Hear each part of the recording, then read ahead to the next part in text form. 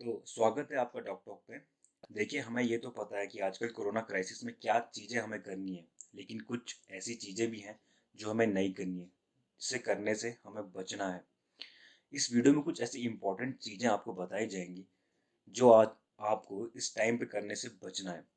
तो सबसे पहले हम बात करते हैं सेल्फ मेडिकेशन से। सेल्फ मेडिकेशन मतलब बिना किसी वजह आपको दवाइयाँ बिल्कुल भी नहीं खानी चाहिए जब तक कि आपको प्रिस्क्राइब ना हो या रिकमेंडेड ना हो। आजकल लोग माइल्ड कंडीशन में भी धड़ल्ले से दवाइयाँ खा रहे हैं जिसकी कोई ज़रूरत नहीं है। माइल्ड कंडीशन वाले लोग ऐसी ऐसी दवाइयाँ स्टोर कर दे रहे हैं जिसकी ज़रूरत उनको बिल्कुल भी ना है और ज़रूरतमंदों को वो दवाइयाँ अवेलेबल नहीं हो रही है।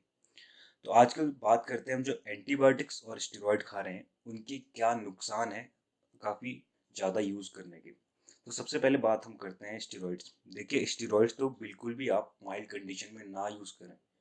आप तब तक उसे यूज़ ना करें जब तक आपको प्रिस्क्राइब ना हो, जब तक आपको रिकमेंडेड ना हो, क्योंकि इसके जो साइड इफ़ेक्ट हैं वो बहुत ज़्यादा हैं। उस पे एक अलग से वीडियो बन सकती है। स्टेरॉइड आपकी इम्यूनिटी गिरा देता है। अगर आप माइल्ड कंडीशन में हैं और आपको बिल्कुल भी स्टेरॉइड की ज़रूरत नहीं है, काफ़ी लोग प्रैक्टिस कर रहे हैं कि वो माइल्ड कंडीशन में स्टेरॉइड खा रहे हैं।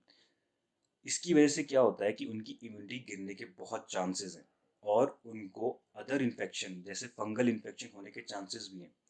मान लीजिए आपको नॉर्मल कफ एंड कोल्ड हो रखा है और आप उस कंडीशन में स्टेरॉइड खा रहे हैं और आपकी इम्यूनिटी स्टेरॉइड की वजह से डाउन हो गई और आपको उसी टाइम मौका देके कोरोना वायरस ने इन्फेक्ट कर दिया। तो हो सकता है आप कोरोना वायरस से इन्फेक्टेड ना हो, लेकिन आपने कोरोना के डर से स्टेरॉइड खाई और अब आप कोरोना की वजह से इन्फेक्टेड हो चुके हैं। तो जितना भी हो सके आपको स्टेरॉइड अवॉइड करना है। यहाँ तक कि बच्चों में अगर आप स्टेरॉइड काफ़ी लंबे समय तक यूज़ करते हैं तो बच्चों में ग्रोथ रिटार्डेशन, शरीर का बढ़ना कम हो सकता है। तो स्टेरॉइड जो है आप इसे केवल सीरियस कंडीशन के लिए छोड़ें, वो भी तभी जब डॉक्टर द्वारा आपको रिकमेंडेड हो। खुद से स्टेरॉइड लेना शुरू ना करें। दूसरी बात हम करते हैं एंटीबायोटिक्स की। एंटीबायोटिक्स आजकल हर इंसान खा रहा है बिना किसी रिकमेंडेशन के, बिना किसी डॉक्टर की सलाह के वो एंटीबायोटिक्स शुरू कर दे रहा है। देखिए, एंटीबायोटिक्स के अपने फ़ायदे हैं और अपने नुकसान भी हैं। पहले तो जो एंटीबायोटिक्स होते हैं ये बैक्टीरिया के अगेंस्ट काम करते हैं। कोरोना वायरस के अगेंस्ट इनका ज़्यादा कोई रोल नहीं है। दूसरा, कोई भी ड्रग अभी तक कोरोना वायरस के लिए अप्रूव्ड नहीं हुआ है। सो हम अब बात करते हैं कि एंटीबायोटिक्स किस तरीके से, एक्सेसिव यूज ऑफ एंटीबायोटिक्स आपको इफेक्ट कर सकता है। तो इसमें सबसे पहले आता है सुपर इन्फेक्शन। देखिए, सुपर इन्फेक्शन का जो मतलब होता है, इसमें जो हमारा नॉर्मल बॉडी है, बॉडी में जो आपका आंत में आपका कुछ इंटेस्टाइनल फ्लोरा होता है। इंटेस्टाइनल फ्लोरा मतलब कुछ अंदर बैक्टीरिया होते हैं जो आपके लिए लाभदायक होते हैं। बाहरी पैथोजन, बाहरी बैक्टीरिया से आपका सुरक्षा करते हैं। सो अगर आप एंटीबायोटिक्स काफ़ी अधिक मात्रा में ले रहे हैं बिना किसी वजह से, हो सकता है ये एंटीबायोटिक्स जाकर उन लाभदायक बैक्टीरिया को मार दें, जिसकी वजह से आपकी जो इम्यूनिटी है बाहरी पैथोजन से लड़ने की वो ख़त्म हो जाएगी और आपको डिफरेंट टाइप के इन्फेक्शंस हो सकते हैं।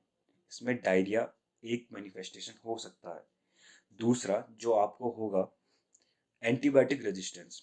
एंटीबायोटिक रेजिस्टेंस का मतलब है कि एक्सेसिव यूज ऑफ एंटीबायोटिक्स की वजह से जो बैक्टीरिया हैं उनको इन दवाइयों की आदत हो जाएंगी और फ्यूचर में चांसेस हैं कि जो ये बैक्टीरिया एंटीबैक्टीरियल्स हैं उनका बिल्कुल भी उन बैक्टीरिया के अगेंस्ट कोई इफेक्ट नहीं होगा और एंटीबायोटिक रेजिस्टेंस क्रिएट हो जाएगी।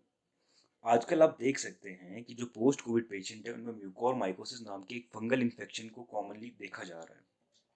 देखिए, जो हॉस्पिटलाइज्ड पेशेंट सीवियर कंडीशन में होते हैं उनकी इम्यूनिटी पहले से डाउन होती है और उनमें हमको एक्सेसिव जो एंटीबायोटिक्स हैं स्टेरॉइड का यूज़ करना पड़ता है।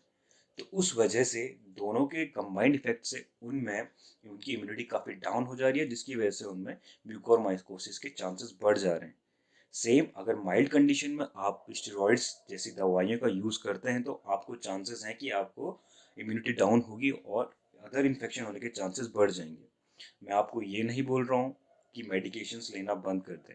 मेरी बस यही रिक्वेस्ट है, जब तक आपको रिकमेंडेड ना हो या जब तक प्रेस्क्राइब ना हो, फालतू की मेडिकेशंस ड्रग्स खुद से स्टार्ट ना करें। हो सकता है कि आप बिल्कुल नॉर्मल हो, लेकिन आपने ड्रग्स स्टार्ट करते ही आपको डिफरेंट टाइप के साइड इफेक्ट और डिफरेंट टाइप के इन्फेक्शन हो जाएं। तो एक्सेसिव मेडिकेशन से बचें। अब हम बात करते हैं स्टीम के बारे में। जब आप भाप लेते हैं तो उस टाइम पे आपको कुछ चीज़ों का ध्यान रखना है। सबसे पहले तो भाप के बारे में कुछ चीज़ आपको बता दूं कि जो भाप है, इससे आपके सांस की नली में जो वायरस है वो नहीं मरता है, क्योंकि उसको मारने के लिए काफ़ी हाई टेम्परेचर की ज़रूरत होती है, जो भाप के थ्रू आपको नहीं मिलता है। तो ये जो भ्रांति है कि वायरस मर जाता है, ये अपने दिमाग से निकाल लें। दूसरा जो है कि भाप लेने से आपको सिम्टोमेटिक रिलीफ होता है। यदि आपकी नाक बंद है और आपके सांस की नली में बलगम जमा है तो ये उसे निकालने में आपकी हेल्प करेगा।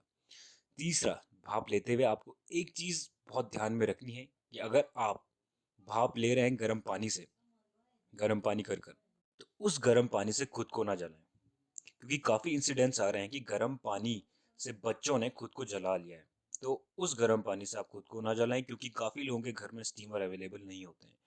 दूसरा जो आपको सबसे इम्पोर्टेंट ध्यान रखना है स्टीम लेते हुए, कि काफ़ी पास से और काफ़ी गर्म भाप आप अपनी सांस की नली में ना लें, क्योंकि इससे आपकी सांस की नली जल सकती है और आपको फ्यूचर में इन्फेक्शन होने के चांसेस बढ़ सकते हैं।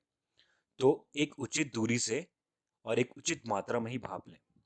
बाकी इसका एक निष्कर्ष यही निकलता है कि आप दिन में 2-3 बार भाप लें, लेकिन इन चीज़ों को ध्यान में रखते हुए, क्योंकि भाप लेना आपके लिए फ़ायदेमंद ही रहेगा, लेकिन अगर ये चीज़ आप ध्यान में नहीं रखेंगे तो आपको नुकसान भी हो सकता है। देखिए, तीसरी चीज़ जिसको आपको ध्यान में रखना है वो है एक्सेसिव इन्वेस्टिगेशन। बिना किसी वजह जांच करवाना, बिना डॉक्टर की सलाह के आप कोई भी जांच ना करवाएं। आज के लोग सीटी स्कैन, ब्लड टेस्ट और एक्सरे बिना डॉक्टर की सलाह के करवा रहे हैं।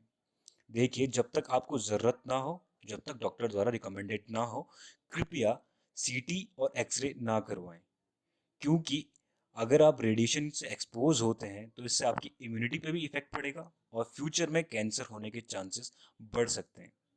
और अगर आप ब्लड टेस्ट या सीटी और एक्सरे के लिए अगर आप बाहर जा रहे हैं किसी लैब में, तो वहाँ भी आपको कोरोना से एक्सपोज होने के चांसेस बढ़ जाएंगे। तो कुल मिला के बात यह है कि अगर आप एक्सेसिव इन्वेस्टिगेशन कराते हैं तो इससे आपकी हेल्थ पे और आपकी जेब पे दोनों पे फर्क पड़ता है, क्योंकि एक सीटी स्कैन की कॉस्ट काफ़ी ज़्यादा होती है। तो एक्सेसिव इन्वेस्टिगेशन से भी बचें। बाकी लास्ट में मैं यही कहना चाहूँगा, अगर आपको दवाइयाँ खानी है या आपको टेस्ट करवाना है तो आप डॉक्टर की सलाह पे करें। खुद से दवाइयाँ ना खाएं, खुद से टेस्ट ना करवाएं और कोरोना से बचने के लिए पूरे प्रिकॉशंस लें।